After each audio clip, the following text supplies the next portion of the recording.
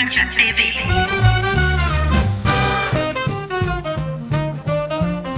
Les damos la bienvenida a Carpincha TV, tu podcast ecofeminista de confianza. Soy Guadalupe Cuevas. Y yo soy Lila Andrea y la idea es hablar de las luchas ambientales y feministas desde una mirada federal porque no podemos defender lo que no conocemos.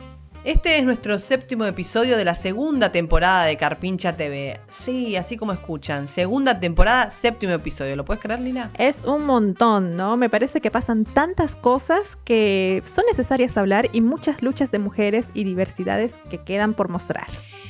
Por ejemplo, el 3 de junio pasado, en el Ni Una Menos, mostramos que no estamos solas, que somos un montón, que somos muchas, que nos unimos en la lucha. Y bueno, y este podcast tiene esa finalidad, ¿no? Claro También. que sí, estuvimos en vivo, a ver si nos vieron por ahí. Y hacemos frente a lo que sea, inclusive a cualquier extranjero o extranjera que con poder que tenga la justicia de su lado, o la injusticia, ¿no? Porque estamos juntas y somos fuertes. Pero, ¿qué pasa con esos extranjeros? Yo le voy a decir que no. Y la injusticia en nuestro país.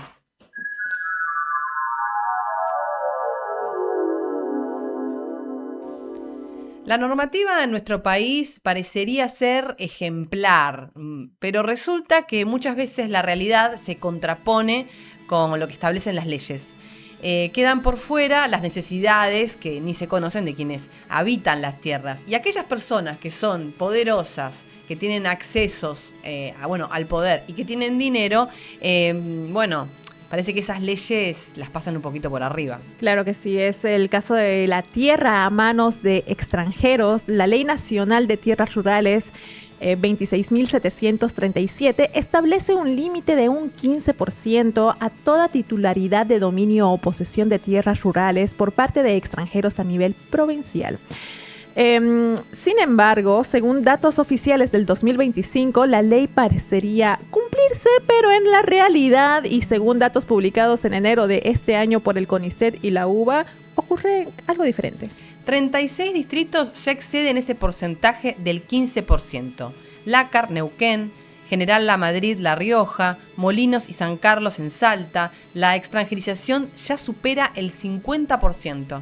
Y países como Estados Unidos lidera la tenencia de tierras con un 2,7 millones de hectáreas, seguidos de Italia y España. Algo contrapuesto a esto es la tenencia de tierras rurales por mujeres. Solo un 20% son propietarias de tierra. Y de ese porcentaje, el 75% de mujeres son propietarias de entre 1 y 20 hectáreas. La distribución de cantidad y de capital se presenta muy desigual en comparación con los hombres. Qué raro, ¿no? Y aún más si pensamos en capitales extranjeros. Un caso específico hablando del lago escondido es clarísimo cómo las normativas suelen sistemáticamente pueden ser infringidas cuando el infractor tiene un poder económico y simbólico tremendo. Lewis, ciudadano británico, compró en 1992 una estancia de aproximadamente 13.000 hectáreas. Que está ubicado en una zona de frontera, violando así la ley número 26.737 que impide por razones de soberanía nacional que extranjeros compren la tierra de esas zonas. Bueno, ya se venían violando las legislaciones hace mucho, ¿no? Esta situación se agrava ya que impide el acceso a un bien de dominio público como es el lago, el cual deberíamos como la ciudadanía argentina tener libre acceso, ¿no? Porque esto no estaría sucediendo, ¿no? Inclusive cuando se intenta acceder, personas que funcionan como seguridad del predio violentan y reprimen a quienes se atreven a ingresar al mismo. ¿Te preguntaste qué pasaría si vos te apropiaras de un lago impidiendo el acceso al resto de la población? ¿Qué te haría la justicia? ¿Y las fuerzas de seguridad? Para muestra gratis, solo basta con apretar el botón de la protesta. ¿Y qué nos hacen cuando quienes no tenemos poder se nos ocurre exigir lo que por derecho nos corresponde? Ni hablar de si sos mujer y racializada. Y pobre, ¿no? Bueno. Las mujeres y diversidades somos atravesadas desde siempre por incoherencias e injusticias. Por eso ponemos nuestros cuerpos y nuestras mentes en la lucha, porque sabemos que es la única salida para revertir aquellas cosas que solo favorece a quienes tienen poder. Como dijo Angela Davis, no estoy aceptando las cosas que no puedo cambiar, estoy cambiando las cosas que no puedo aceptar. O como dicen las travestis, Lewis, nariz parada, vos robás terreno, si te damos furia traba. Qué bueno, ¿no? Poniendo las cuerpas siempre. Sí. Cuánta data, pero vamos a darle paso a nuestro explicator para tener aún más data.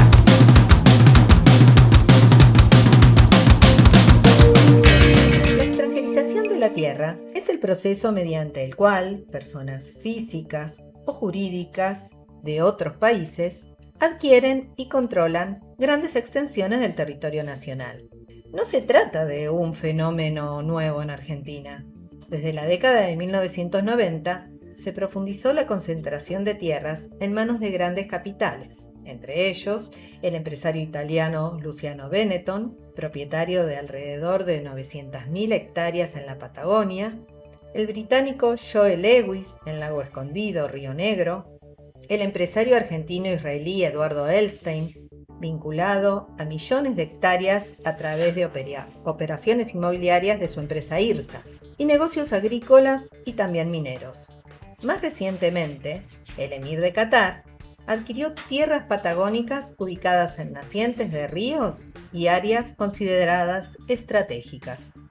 En este contexto, uno de los debates centrales gira en torno a la Ley de Tierras número 26.737, sancionada en el año 2011, con el objetivo de limitar la extranjerización del suelo rural. La normativa establece que las tierras rurales en manos extranjeras no pueden superar el 15% del total a nivel nacional, provincial y departamental. A su vez, dentro de ese porcentaje, ninguna nacionalidad puede concentrar más del 30%. La ley también impone restricciones para la compra de tierras en zonas estratégicas y busca proteger reservas de agua dulce, áreas productivas, regiones de frontera, bosques, ríos y lagos. La extranjerización se inserta en un proceso histórico más amplio de concentración de la tierra en pocas manos, iniciado con el despojo, violencia ejercida contra los pueblos originarios y profundizado en distintas etapas del desarrollo del país. Este modelo restringe el acceso al territorio no solo para comunidades indígenas, sino también para campesinos y pequeños productores agroganaderos. La Patagonia Argentina concentra buena parte de esta discusión. La región reúne una elevada biodiversidad, importantes reservas de agua y minerales como por ejemplo oro, plata y cobre, además de territorios de alto valor ambiental y estratégico. A pesar de la vigencia de la Ley de Tierras, millones de hectáreas permanecen en manos extranjeras y representan el 4,8% del territorio nacional. Santa Cruz, Neuquén, Tierra del Fuego y Chubut figuran entre las provincias con mayor presencia de capital extranjero sobre la tierra. En este escenario aparece la denominada Ley de Inviolabilidad de la Propiedad Privada, impulsada por el ministro de Desregulación Federico Sturzenegger. La propuesta plantea modificaciones sobre la Ley de Tierras y también sobre el régimen de barrios populares. Flexibiliza restricciones para la compra de tierras por parte de extranjeros e incorpora modificaciones vinculadas con desalojos, expropiaciones, manejo del fuego y regulación del suelo bajo el argumento de fortalecer la seguridad jurídica y atraer inversiones. La discusión sobre la tierra también reabre interrogantes históricos sobre el modelo de desarrollo del país. A este debate se suman otras decisiones del gobierno de Javier Milei vinculadas con infraestructura y recursos estratégicos. Entre ellas, el impulso a la gestión privada de la vía troncal del río Paraná. por donde circula nada menos que el 80% de las exportaciones argentinas.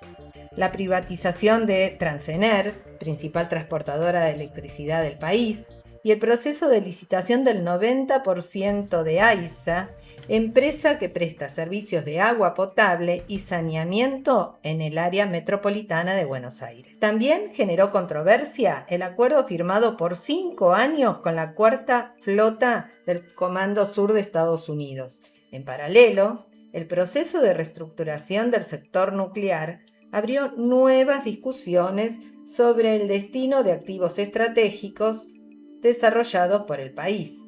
La discusión volvió a instalar una pregunta de fondo. ¿Quiénes controlan el territorio argentino y quiénes toman decisiones sobre sus bienes estratégicos? Pensaba en esta gente que viene así como muy acaudalada y pensaba en Peter Thiel, el dueño de Palantir, y cómo se fascinan con el Señor de los Anillos, parecen que no lo entendieron, pero bueno.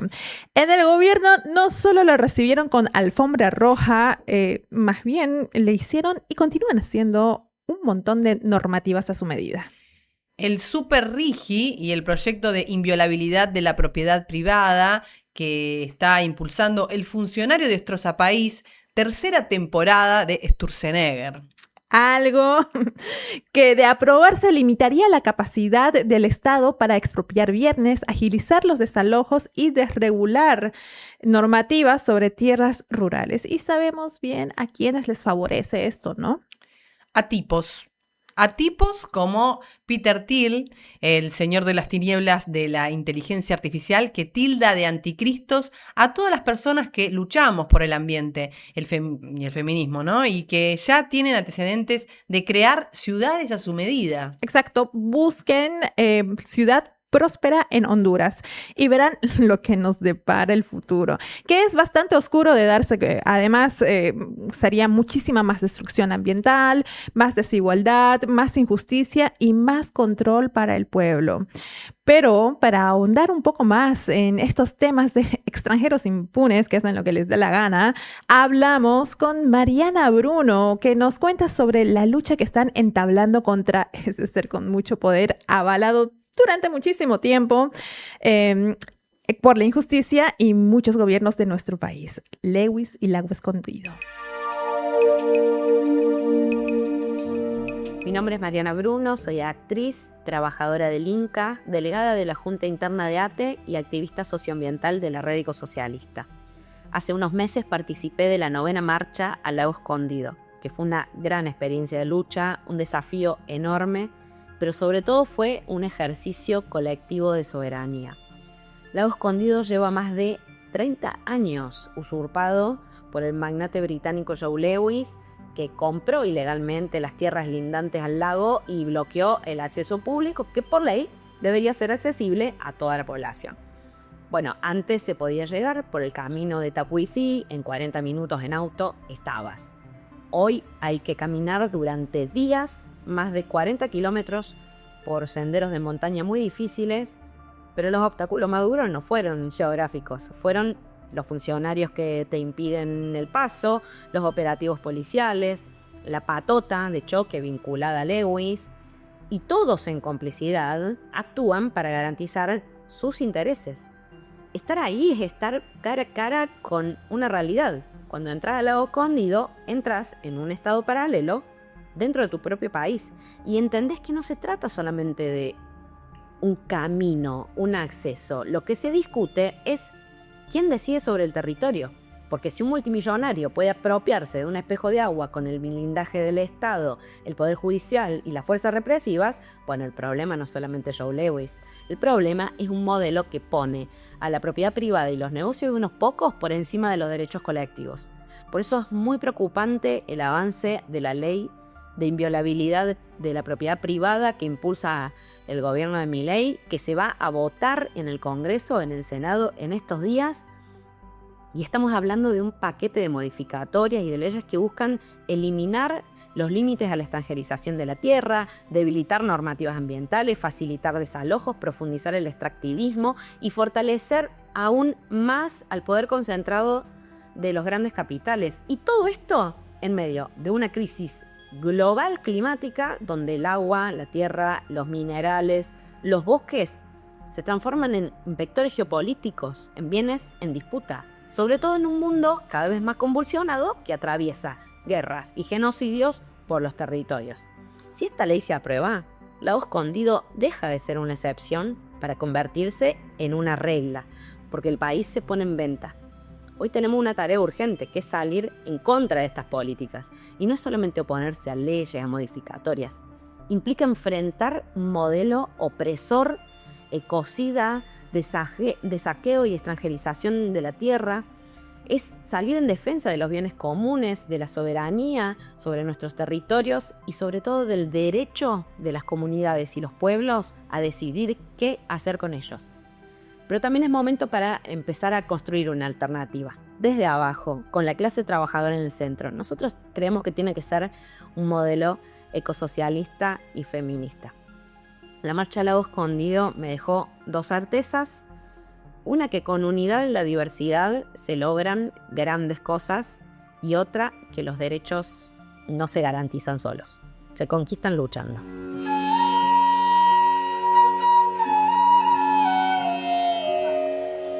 Che, y no vino Soja Texturizada hoy, ¿no? Es verdad, yo sentía poco ruido. Es que la tenés silenciada vos. Sí, la tengo silenciada. Por eso no vi que está haciendo las historias de Instagram. ¿Viste algo vos? Vi que estaba allá de viaje, no sé por dónde. Bueno, a ver, nos contará un poco. ¿Qué estará haciendo?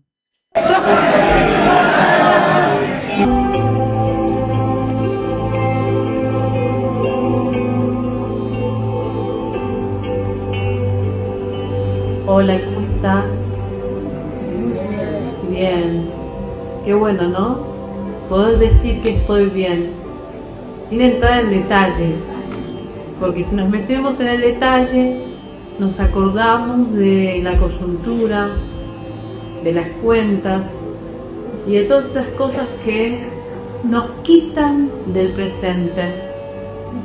Me baja información, me sube información y se me encuentra aquí en el alma. Hoy les voy a brindar un servicio, o dos servicios. No sé si saben, pero la energía es dinero. Y necesitamos destrabar esa energía para que llegue el dinero. Necesitamos además compartir esa energía. Así que todas las personas que quieran compartirme un poco de esa energía, soja.texturizada.mp. Ganga Style. Hermoso. Y ahora vamos a hacer el primer paso de la sanación financiera. ¿Conoce el tramping? El tramping es que yo con los dedos golpeo partes de mi cabeza y entonces digo, llego a fin de mes. A ver, háganlo todos. Golpeen su cabeza, llego a fin de mes. No me preocupa tener la estufa eléctrica prendida. Muy bien, muy bien. Y ahora hacemos tipo, digan, soja texturizada con las manos para arriba. Soja.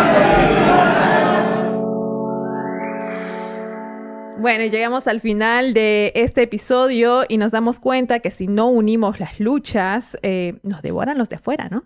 Por supuesto, ya lo estamos viendo. Por algo lo decía Martín Fierro, ¿no? Y lo seguiremos repitiendo nosotras.